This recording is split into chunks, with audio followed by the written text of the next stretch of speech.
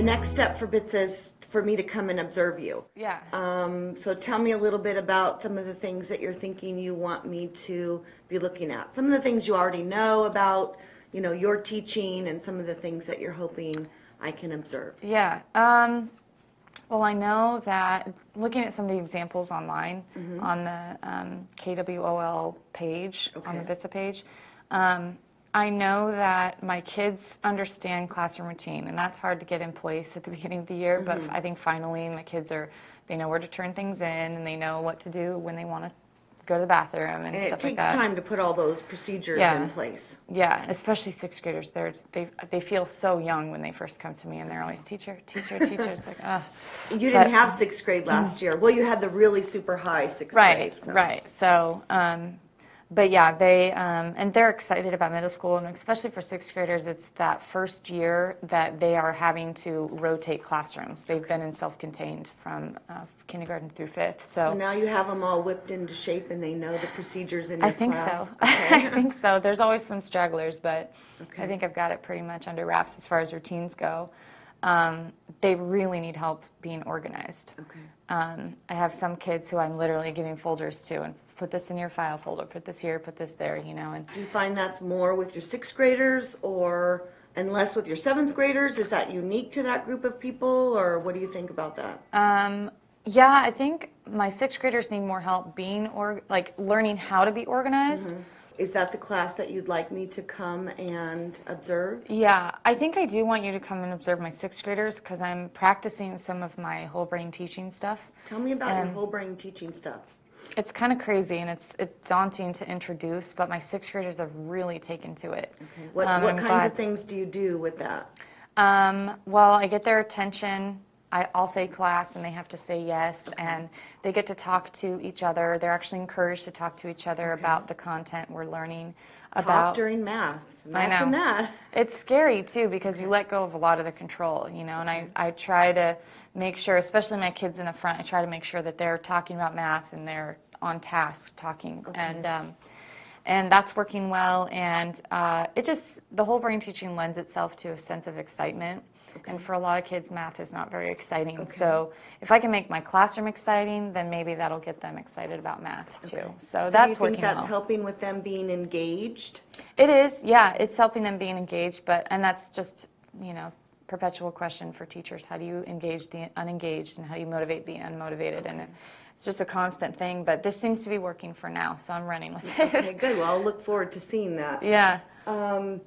So I'm going to be observing you doing the whole brain teaching. What kinds of things would you like me to be documenting for you? Yeah, I definitely want to make sure that you can gather evidence for time on task. Okay. I want to make sure that the kids are talking, when they're talking to each other, I want to make sure they're talking about math. They're answering the question that I've asked them to answer. Okay. And then also I wanted you to gather evidence about student engagement. Okay. I really think that the whole brain teaching engages students, but I want to make sure it's engaging them in the right way. All right, so when you say engagement, are you wanting me to notice if they're doing what you asked them to do in terms of the whole brain teaching? So like if you're clapping and they're supposed to respond, do you want me to be counting perhaps the number of people that have responded? We can measure it by how loud they are or how quiet they are. What would you think would be a good source of evidence in terms of engagement? I think a good source of evidence is that students are following directions. Okay. When I ask them to turn and talk to their neighbor, are they turning and talking to their neighbor? All right. When I ask them to respond, class yes, are they responding? Okay. And some kids don't respond, but they still, eyes are on me, and they're paying attention, ready for the next step, and that's okay too. Okay. I just want to make sure, maybe you can count kids that are, mindlessly sharpening their pencil or doodling on their side, or they have their spelling book out. So maybe a task that's not related to the lesson. Right. So maybe they're not a behavior problem, but they're not attending to what you've asked them to do. Yeah, I want to make sure that they're doing what we are doing as a class together. During the observation, I'll record the types of engagement in terms of, are they doing what you asked them to do, or are they doing something different?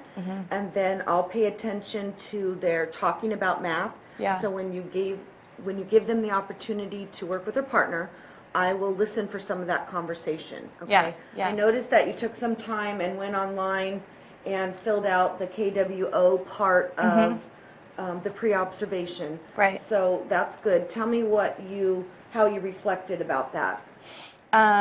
Well, let's see. What I want to know about my students is how can I allow social interactions that are on topic and related to content, which goes along with the whole brain teaching. Okay. How do I engage learners with appropriate, authentic, meaningful, high-level discussions? Wow.